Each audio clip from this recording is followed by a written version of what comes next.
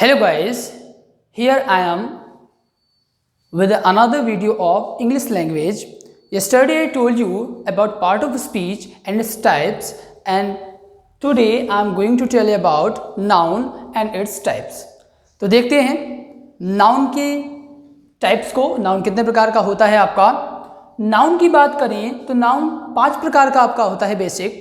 पहला आपका होता है कॉमन नाउन, दूसरा आपका होता है प्रॉपर नाउन, तीसरा आपका होता है एब्स्ट्रैक्ट नाउन और चौथा आपका होता है कलेक्टिव नाउन और लास्ट फाइनली आपका होता है मटेरियल नाउन।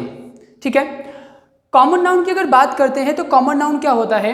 कॉमन नाउन आपका होता है थिंग्स और पर्सन इन जनरल, मतलब कोई भी व्यक्ति या कोई भी वस्तु जो जनरल में होता है उसको हम बोलते हैं कॉमन नाउन। जैसे आपका पेन हो गया, मैन हो गया, बॉय हो गया, मोबाइल हो गया, ठीक है, गर्ल हो गया, तो ये सब क्या होते हैं आपके कॉमन नाउन के अंतर्गत आते हैं। कॉमन नाउन जो आपका होता है वो 2 प्रकार का होता है। ठीक है, पहला आपका होता है काउंटेबल नाउन और दूसरा आपका होता है अनकाउंटेबल नाउन। अगर काउंटेबल नाउन की बात करते हैं तो काउंटेबल नाउन आपका होता है कैन बी काउंटेड, मतलब काउंटेबल नाउन वो नाउन होता है जिसको गिना जा सके, और प्लूरल विद एस जिसका प्लूरल एस लगाकर बनाया जा सके। जैसे आपने देखा होगा बॉय या बैट या मैन, और भी बहुत सारे होते हैं। सेकेंड जो आपका इसका टाइप होता है वो होता है अनकाउंटेबल नाउन। ये क्या होता है? Can't be counted. Uncountable noun को कभी भी गिना नहीं जा सकता, पहली बात। और दूसरी बात, नो प्लूरल विद एस, मतलब अनकाउंटेबल नाउन के साथ में कभी भी एस का यूज नहीं किया जाता है। जैसे आपका वाटर होता है, सॉल्ट होता है, शुगर होते हैं। ठीक है, इसके बाद लिखा हुआ आपका सेकेंड टाइप, ये होता है प्रॉपर नाउन। प्रॉपर नाउन होता है नेम ऑफ पर्सन, प्लेस और थिंग। किसी भी व्यक्ति का, स्थान का या वस्तु के नाम को हम क्या बोलते हैं? प्रॉपर नाउन बोलते हैं। जैसे आपका सीता क्या है? एक पर्सन का नाम है। ठीक है, ऑस्ट्रेलिया क्या है? एक प्लेस का नाम है। इसके बाद जो अगला टाइप है आपका वो है अब्स्ट्रैक्ट नाउन। अब्स्ट्रैक्ट नाउन क्या होता है आपका? Things that is real but not physical, मतलब वो चीज़ें जो वास्तविकता में तो होती हैं लेकिन उनकी कोई फिजिकलिटी नहीं होती, उनका कोई आकार नहीं होता है, वो भाववाचक होती हैं सिर्फ। जैसे ट्रुथ होता है, ऑनेस्टी होता है, डिसऑनेस्टी होता है, हैप्पीनेस होता है, सॉरो होता है। ठीक है, तो ये सब क्या होते हैं? आपके अब्स्ट्रैक्ट नाउन होते हैं। अगला आपका लिखा हुआ है 4th number collective noun. Collective noun की अगर बात करते हैं तो ये होता है ग्रुप ऑफ पर्संस या थिंग्स। ठीक है, कलेक्टिव नाउन कोई भी ग्रुप होता है, कोई भी कलेक्शन होता है, कलेक्शन ऑफ समथिंग या someone, that is called collective noun. जैसे आपका टीम लिखा हुआ है, फ्लॉक लिखा हुआ है। फ्लॉक आपका झुंड होता है, टीम कोई भी होता है, किसी पर्सन के समूह को बोलते हैं टीम। क्रिकेटर्स का टीम होता है, ठीक है, हॉकी का टीम होता है, फुटबॉल टीम होता है। आप लोग कहीं बैठते हैं तो आपकी टीम होती है। इसके बाद लिखा है आपका material noun. Materials out of which things are made, वो मटीरियल जिससे चीजें बनाई जाती हैं, वो क्या होता है? आपका मटीरियल नाउन होता है। जैसे आपका गोल्ड हो गया, सिल्वर हो गया, ब्रॉन्ज हो गया, और बहुत सारे मेटल होते हैं, तो वो सब क्या होते हैं? आपके मटीरियल नाउन होते हैं। ठीक है, अब हम लोगों ने नाउन को डिस्कस कर लिया कि नाउन कितने प्रकार का होता है और बारी बारी से चीज़ों को देख लिया। ठीक है, जितना भी आपको बताता जा रहा हूँ सब चीज़ों के नोट्स जरूर बताने जाइएगा। ठीक है, नोट्स आपके लिए बहुत इंपॉर्टेंट हैं। केवल वीडियो देखना नहीं है आपको कि आपने वीडियो देखा और काम खत्म कर दिया। बारी बारी से एक एक चीज़ लिखते जाइएगा मेरे साथ। मुझे समय दीजिए थोड़ा सा, मेरे साथ लिखते जाइएगा, और एक दिन जब आपका कोर्स कंप्लीट होगा, मैं डेली आपको वीडियो देता ही रहूँगा, तो आपके एक बेहतर नोट्स तैयार हो जाएंगे। ठीक है, और उससे क्या होगा, फिर आपको जब रिवाइज करोगे उसको तो आपको बड़ी ही आसानी होगी, दोबारा आपको वीडियो नहीं देखना पड़ेगा, आप चीज़ों को अच्छे तरीके से उसी से समझ जाएंगे। ठीक है, अब हम लोग ये तो आपका हो गया टाइप्स ऑफ नाउन। अब इसी के आगे हम लोग बात करेंगे स्टेप बाय स्टेप, क्योंकि भाई एग्जाम में जो क्वेश्चन आता है चाहे वो इससे नहीं आता। टाइप्स ऑफ नाउन या नाउन की डेफिनेशन नहीं पूछी जाती। एग्जाम में जो क्वेश्चन आते हैं वो कॉमन एरर में आता है, सेंटेंस इंप्रूवमेंट में आता है, फिल इन द ब्लैंक्स में आता है। ठीक है, तो आज हम लोग डिस्कस करेंगे स्टेप बाय स्टेप कि नाउन को किस प्रकार से सेंटेंस इंप्रूवमेंट या कॉमन एरर में पूछा जाता है। ठीक है, तो देखते हैं फर्स्ट स्टेप को। देखते हैं, अगर स्टेप नंबर फर्स्ट की हम लोग बात करें तो क्या है, कुछ वर्ड होते हैं, मोस्ट इंपॉर्टेंट आपका स्टेप है, आपका बहुत पूछा जाता है एग्जाम में। कुछ वर्ड होते हैं, जैसे आपका होता है वन ऑफ, जैसे आपका होता है नन ऑफ, जैसे आपका होता है each of, every of, either of, neither of. ठीक है, तो ये जो वर्ड होते हैं कॉमन एरर में अक्सर पूछा जाता है कि इनके बाद आने वाला नाउन कैसा होगा। तो सबको याद रखना है कि one of, none of, each of, every of, either of और नाइदर ऑफ। हमेशा याद रखें, इसको ऑफ नहीं पढ़ते हैं, ऑफ फा नहीं पढ़ते, ये आपका ऑफ होता है। ठीक है, तो इनके बाद आने वाला नाउन हमेशा कैसा होता है आपका, प्लूरल होता है। ठीक है, हमेशा याद रखें कि इन शब्दों के साथ आने वाला नाउन हमेशा कैसा होगा, आपका प्लूरल होगा। एग्जाम्पल पेपर में कैसे क्वेश्चन आएगा आपके, जैसे मैंने पहला एग्जाम्पल लिख दिया, neither of girl has done it.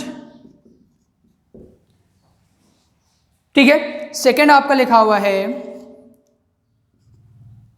Each of man did this uphill task.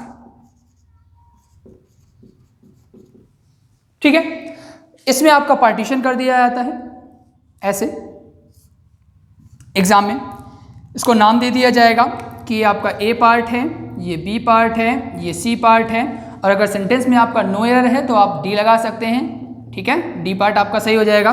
इसी प्रकार इसमें हो जाएगा कि ये आपका ए पार्ट है, ये बी पार्ट है, ये सी पार्ट है, और अगर कोई एरर नहीं है तो आपका क्या हो जाएगा, नो एरर हो जाएगा। अब आपको सेंटेंस को देखना है और बताना है सेंटेंस में एरर क्या है। पहले लिखा है neither of girl has done it. अब हम लोगों ने जैसा कि पढ़ा कि यहाँ लिखा हुआ है नाइदर ऑफ, और नाइदर ऑफ के बाद आने वाला नाउन कैसा होता है, प्लूरल होता है। जब प्लूरल होता है तो सबको पता है गर्ल कैसा होता है, सिंगुलर नाउन होता है, तो हम क्या कर देंगे, we use girls in place of girl. Exam में आपको लिखना नहीं है, एग्जाम में आपको केवल पार्ट बताना होता है कि कौन सा गलत है, आप सीधे सीधे क्या कर देंगे, बी पार्ट आपका सही हो जाएगा। सेकंड वाले की बात करते हैं, लिखा हुआ है each of man did this uphill task. तो यहां देख लेते हैं ईच ऑफ के साथ नाउन कैसा आएगा, आपका प्लूरल आएगा, तो मैन का प्लूरल क्या हो जाएगा, आपका मेन हो जाएगा। क्लियर है, यहां भी आपका पार्ट कौन सही हो जाएगा, सेकेंड पार्ट सही हो जाएगा। क्लियर है, अब बात कर लेते हैं अपहिल टास्क क्या होता है। अपहिल टास्क का मतलब क्या होता है आपका, ये होता है बहुत हार्ड वर्क जो होता है, मुश्किल कार्य को बोलते हैं अपहिल टास्क। ठीक है, कहते हैं बड़ा, कहते हैं अप मतलब ऊपर, हिल मतलब चोटी, चोटी के ऊपर वाला काम, कि भाई तेरे को चोटी के ऊपर चढ़ना है फिर काम करना है, इसका मतलब ये चोटी के ऊपर वाला काम है। इसका मतलब ये कैसा काम है, हार्ड वर्क है भाई, ये कठिन काम है। ठीक है, तो क्लियर हो गया होगा स्टेप नंबर फर्स्ट। अब बात कर लेते हैं हम लोग स्टेप नंबर सेकंड की। स्टेप नंबर सेकंड आ लीजिए।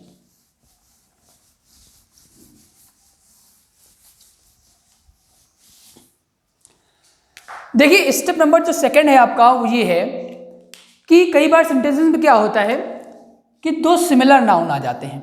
तो if same noun, if same noun, ठीक है, यदि दो एक समान नाउन किसी प्रेपोजिशन से जुड़े हो, याद रखिएगा, यदि दो एक समान नाउन किसी प्रेपोजिशन से जुड़े हो तो दोनों नाउन कैसे होंगे, सिंगुलर होंगे। ठीक है, अगर दो एक समान नाउन किसी प्रेपोजिशन से जुड़े हैं तो दोनों नाउन आपके कैसे होंगे, सिंगुलर होंगे। कंडीशन याद रखिए, कंडीशन इज वेरी इंपॉर्टेंट कि सेम नाउन मतलब एक जैसे नाउन होने चाहिए। यदि यहां आपका बॉय लिखा है तो यहां भी आपका बॉय होना चाहिए, यहां गर्ल लिखा है तो यहां भी आपका गर्ल होना चाहिए, और ये भी याद रखना कि बीच में प्रेपोजिशन ही होना चाहिए, और कुछ अगर आता है तो फिर वह रूल आपका अप्लाई नहीं होगा। बहुत सारे एग्जाम्स में ऐसे क्वेश्चन पूछे जाते हैं। ठीक है, एग्जाम्पल देखते हैं हम लोग, जैसे मैंने कह दिया she kept on turning pages after pages of the book. मैंने लिख दिया she kept on turning pages after pages of the book, और मैंने बता दिया, मैंने पार्टीशन कर दिया।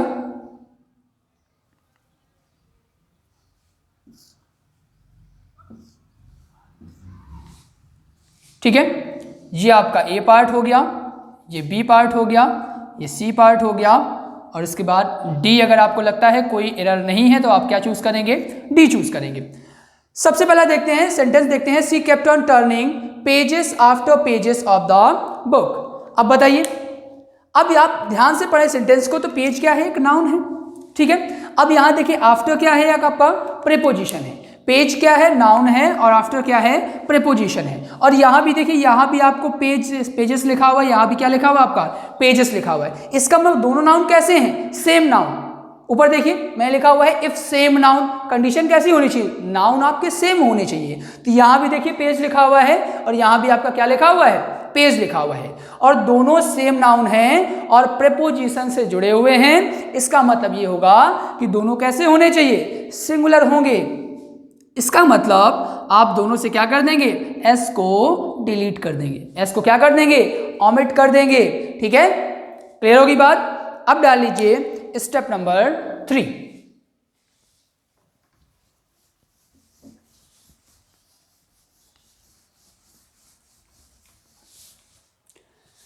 देखते हैं स्टेप नंबर 3 क्या है। अगर स्टेप नंबर 3 की बात करें हम लोग, तो स्टेप नंबर जो 3 होता है वो ये है आपका, कि आपने देखा होगा कि कुछ नाउन होते हैं, जैसे आपका होता है एक शीप,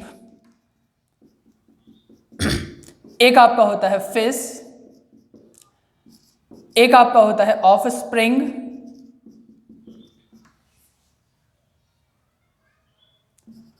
और एक आपका होता है डियर।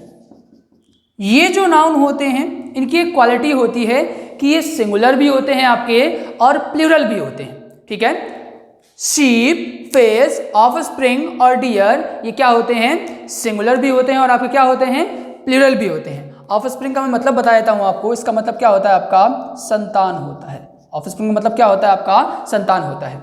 तो अब सीधी सी बात है, जब ये सिंगुलर भी होते हैं प्लूरल भी होते हैं, तो हम पता कैसे करेंगे कि सिंगुलर कब है और प्लूरल कब है। तो ध्यान दीजिए, अगर नॉर्मली ये वर्ड लिखे हुए हैं, इनके साथ कोई आर्टिकल यूज नहीं किया गया है, कोई इंडेफिनिट आर्टिकल पहले मतलब ए एन यूज नहीं किया गया है, इसका मतलब ये कैसे हैं, फिर प्लूरल है। तो इनके साथ वर्ब कैसी आएगी, प्लूरल हेल्पिंग वर्ब। क्लियर होगी बात। अब जब ये ऑलरेडी प्लूरल हैं तो इनके साथ कभी भी एस का यूज नहीं किया जाएगा, नो यूज ऑफ एस और ईएस, ठीक है। तो मैंने बात क्या सीखी, मैंने कहा शीप, फिश, ऑफ स्प्रिंग और डियर के साथ में वर्ब कैसी आएगी, प्लूरल आएगी, पहली बात हो गई। और दूसरी बात यह है आपका कि इसके साथ कभी भी एस का यूज नहीं करेंगे। क्वेश्चन पूछे आते हैं, I bought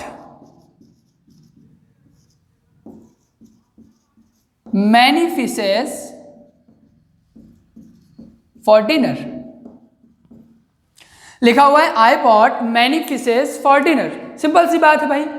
अब यहां देखिए many fishes लिखा हुआ है, तो इंडिकेट कर रहा है कि यहां पर ये नाउन कैसा है, प्लूरल है। सबको पता है प्लूरल नाउन है, लेकिन इसके साथ एस का यूज नहीं होगा क्योंकि ये ऑलरेडी क्या है, आपका प्लूरल है। क्लियर हो रही बात। अब देखते हैं, अब लोगों ने कहा कि भैया जब ये ऑलरेडी आपके प्लूरल हैं तो हम सिंगुलर कैसे इंडिकेट करेंगे।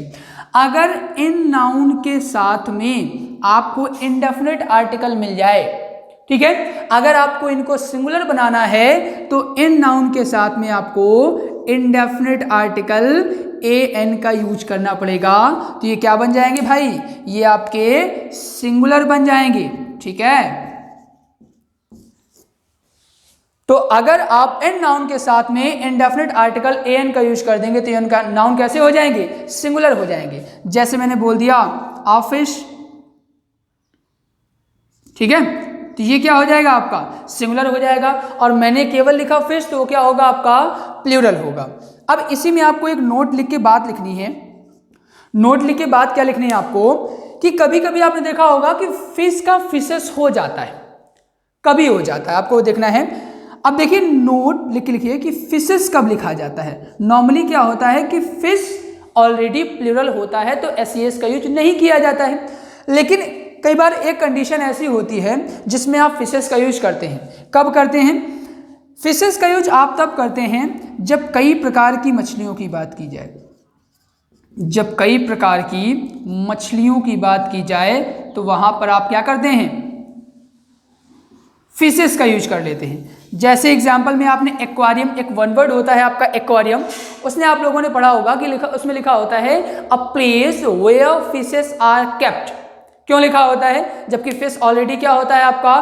प्लूरल होता है। उसका रीजन ये होता है कि वहां आपने एक्वारियम देखा होगा, एक्वारियम में कई प्रकार की मछलियां होती हैं, छोटी होती है, बड़ी होती है, कई रंगों की मछलियां होती हैं, ठीक है। जबकि हम जब डिनर के लिए मछलियां लाते हैं तो डिनर के लिए पर्टिकुलर मान के चलते हैं कि एक ही प्रकार की मछली होती है, ठीक है। तो हमेशा याद रखिए, कभी भी खाने की बात हो, डिनर की बात हो, तो मछली एक प्रकार की होती है। और अगर एक्वारियम में होता है तो हम लोगों को दिखता है कि वहां मछलियां कई प्रकार की होती हैं, तो वहां हम लोग क्या लिखते हैं? फिशेस लिखते हैं, ठीक है। तो मुझे लगता है आज के लिए इतना ही रखना चाहिए, ठीक है। तो thank you for watching this video. Next video में इसी के आगे वाले हम लोग इस स्टेप्स पे चर्चा करेंगे। Thank you.